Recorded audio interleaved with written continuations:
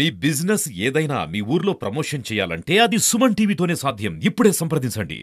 NDA ప్రభుత్వం, తెలుగుదేశం, జనసేన, బీజేపీల ప్రభుత్వం ఏర్పడి సంవత్సరం పూర్తయింది.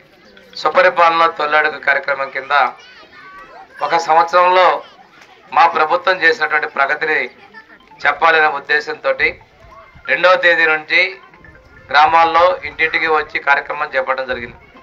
ఇప్పుడే ఒక ఇంట్లో మాట్లాడా.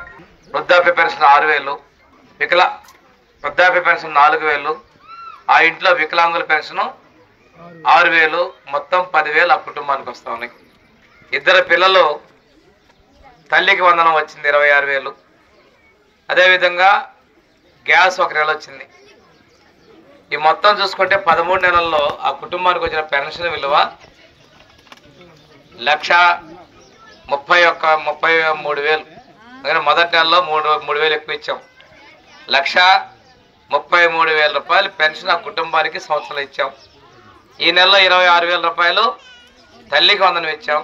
ఇవి రెండు కలుపుకుంటే దాదాపుగా 1,59,000 రూపాయలు వచ్చాయి.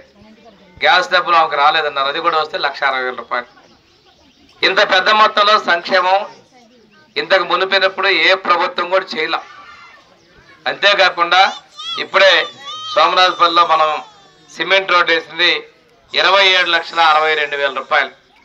అభివృద్ధి, సంక్షేమం రెండింటినీ సమానంగా పరిగెత్తిస్తున్న ప్రభుత్వం మా ప్రభుత్వం. ఇంతకుముందు ఎప్పుడు కూడా ఇంత సంక్షేమం ఇవ్వాల. 200 రూపాయల పెన్షన్ని 2,000 చేసింది ఆనాడు చంద్రబాబు నాయుడు గారు. అయితే తర్వాత 3,000 ఇస్తామన్న వ్యక్తులు అధికారంలోకి వచ్చి 250 2 సంవత్సరాలు ఇచ్చారమ్మా. 2,250 గుర్తుందా? ఆ తర్వాత ఇంకో 250 రూపాయలు పెంచారు ఇంకో సంవత్సరం. ఆ తర్వాత ఇంకో 250 పెంచి ఎలక్షన్ ముందు జనవరి నుంచి 3,000 చేశారు. జనవరి, ఫిబ్రవరి, మార్చి వాళ్ళు ఇస్తే మేము ఏప్రిల్, మే, జూన్కి ఇంకో 1,000 మేము 4,000 ఇచ్చాం. అంటే వాళ్ళు ఇచ్చిన 3,000 3 నెలలే ఇచ్చారు. మా ప్రభుత్వం ఎన్నికల ముందు 4,000 ఇస్తుంటే ఎగతాళి చేశారు. ఇచ్చామా లేదమ్మా? ఇచ్చాము కదా. 7,000 రూపాయలు జూలై 1వ తారీఖు పెంచాం. ఇది నమ్మకం కలిగినటువంటి ప్రభుత్వం చేసినటువంటిది అనే విషయాన్ని మీకు తెలియజేస్తాను. ఇంతేకాకుండా తల్లికి వందనం. నేను చాలా ఊళ్ళో 6 పిల్లలు ఇల్లు కూడా ఉన్నాయి. ఇప్పుడు మన కాలేజీలో కూడా ఉంటారు నాకు తెలిసి. 5 6 పిల్లలు. 5 పిల్లలు ఉంటే 65,000, 4 ఉంటే 52,000, 3 ఉంటే 39,000, 2 ఉంటే 26,000, 1 ఉంటే 13,000. ఇంత పెద్ద మొత్తాలు ఇచ్చాం. అదేవిధంగా 6 ఉంటే 72,000, అది కూడా అక్కడక్కడ వచ్చారు. మేము ఎప్పుడు కూడా చెప్పిన మాట ప్రకారం ముందుకు పోయి ఎవరిని మోసగించలా. వాళ్ళు కూడా 1 సంవత్సరం లేట్ చేశారమ్మా. మేము విద్యా సంవత్సరం ముగిసే లోపిస్తున్నాం, ఏమైంది బాకీలు ఉన్నారని మాట్లాడారు. రీకాల్ అంటే రేపు ఎప్పుడు 11వ తేదీ మీటింగ్ పెట్టబోతున్నారంట. ఎందుకు పెడుతున్నారో ఏం అర్థం కావట్లా. మోసం. చచ్చిపోతే పరామర్శకు వస్తాయి, సాగులు కావాలి, మాకేమో అభివృద్ధి కావాలి. మనం ఇప్పుడు చెప్పినట్టుగా సంక్షేమంలో పెన్షన్లు 4,000, 6,000, 10,000 కూడా ఇస్తున్నారు. 15,000 కూడా ఇస్తున్నాం. ఇంత పెద్ద మొత్తాలు ఇచ్చాం. తల్లికి వందనం ఇస్తున్నాం. కొత్తగా రేషన్ కార్డులు కూడా ఇవ్వబోతున్నాం. అప్లికేషన్ మీరు పెట్టుకున్నారు. గ్యాస్ కార్డు అమ్మా, ఒక 4 నెలలకు ఒక గ్యాస్ ఇస్తున్నాం. చాలా మంది గ్యాస్ డబ్బులు 1 నెల వచ్చినాయి 848 రూపాయలు. ఇప్పుడు గ్యాస్ తీసుకున్న వాళ్ళకి 898 రూపాయలు గ్యాస్ డబ్బులు వస్తున్నాయి. సంవత్సరానికి దాదాపుగా 27,000 వస్తాయి, 2,700 వస్తాయి. దాదాపు 9 రోజులు కూలి అంత డబ్బులు.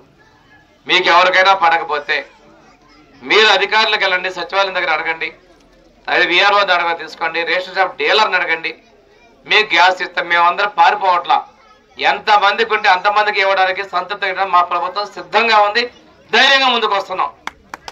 ఇంకో విషయం, ఇల్లు కట్టుకునే వాళ్ళకు కూడా 3 లక్షల రూపాయలు ఎస్సీలకి, బీసీలకి, ఎస్టీలకు 3,15,000 రూపాయలు తొందరలో ఇవ్వబోతున్నాం. మీ దగ్గర నుంచి అన్ని కూడా అప్లికేషన్లు తీసుకున్నాం. తల్లి కొడుకు కావచ్చు, తోడుకోడలు కావచ్చు, కలిపి కట్టుకునేదానికి కూడా ఇంటికి ప్రభుత్వం ఆమోదం తెలిపింది. ఎక్కడా కూడా మేము ఇబ్బంది పెట్టదలుచుకోవాలా. ఆవులవారిపాలెంలో ఒక వాటర్ ట్యాంక్ కట్టించాము 19 ముందు. మొన్న నేను వచ్చి నీళ్ళ కలెక్షన్ ఇచ్చాను అనుకుంటా, అంతేనా? అది వాళ్ళ ప్రభుత్వ పరిస్థితి. ఈ ఏరియాలో సిమెంట్ రోడ్డు మొత్తం అప్పుడు వేసాం. ఇక్కడ చాలా మంది పెన్షన్లు ఇచ్చి ఒకరోజు నేను ఇక్కడ వచ్చాను. గవర్నమెంట్ పోయింది. తర్వాత అద్దె గతి రోడ్లు మళ్ళీ ఇప్పుడు వేసాం. ఇంకో విషయం ఏంటంటే ప్రభుత్వం వరుసగా పూర్తిగా ఉంటే పూర్తి అయిపోయింది 5 ఏళ్లలో. మీకు శ్మశానానికి దారి కావాలి, 19 ఎన్నికలు అడిగారు, సరే చేద్దాం అన్నాం, నేను గెలిచాను, గవర్నమెంట్ రాలేదు. 5 ఏళ్ళ తర్వాత మళ్ళీ అది అడిగారు. అంతకుముందు ఎన్నెన్నో చెప్తారు. ఆ శ్మశాన స్థలం కూడా మా పెద్ద దామచల్లాయన గారు కొలిచిందే.